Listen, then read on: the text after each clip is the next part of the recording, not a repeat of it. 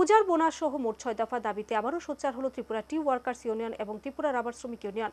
দাবি আদায়ের লক্ষ্যে এই দুইটি সংগঠনের যৌথ উদ্যোগে এক প্রতিনিধি দল শ্রম দপ্তরের কমিশনারের সাথে মিলিত হয়ে তুলে দিলেন স্মারকলিপি। প্রতিনিধিমূলক এই ডেপুটেশনের নেতৃত্ব দেন শ্রমিক নেতা কানু ঘোষ।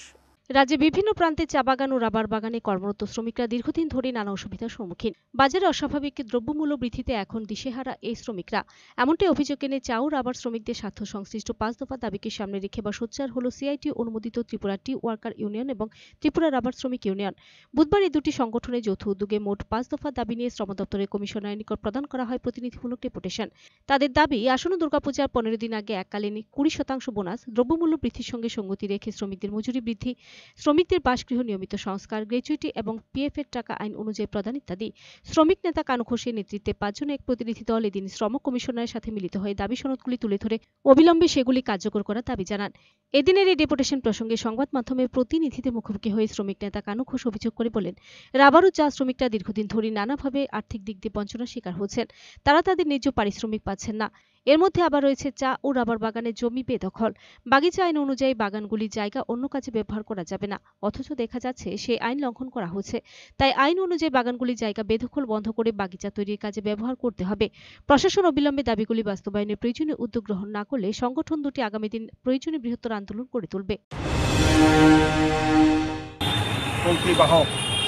তারা বিভিন্নভাবে বাগানগুলি প্রায় বেদখল করার চেষ্টা করে এবং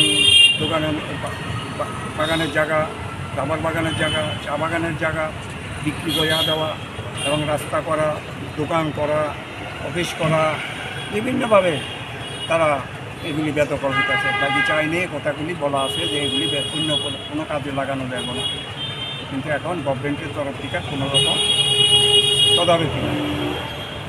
শ্রমিকদের আগে অতীতে আমরা দেখছি বামফ্রন্ট সরকার থাকাকালীন প্রতি ২ বছর অন্তর অন্তর চা এবং রাবার শ্রমিকদের মজুরি বৃদ্ধি হইত।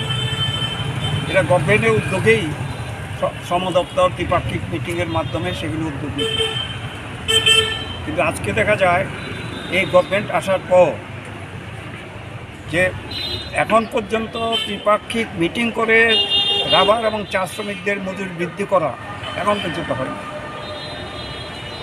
উপরন্ত যেমন চায়ে বামফ্রন্ট ১৯১৭ সনে বামফ্রন্ট মজুরি বাড়াইছে, কিন্তু দেখা গেছে সেই মজুরি এখন পর্যন্ত এটা সঠিকভাবে সব বাগানে কার্যকরী করে না এবং কার্যকরী করতে গিয়ে দেখা গেছে শ্রমিকদের নিরিখ, পাতার নিরিখ।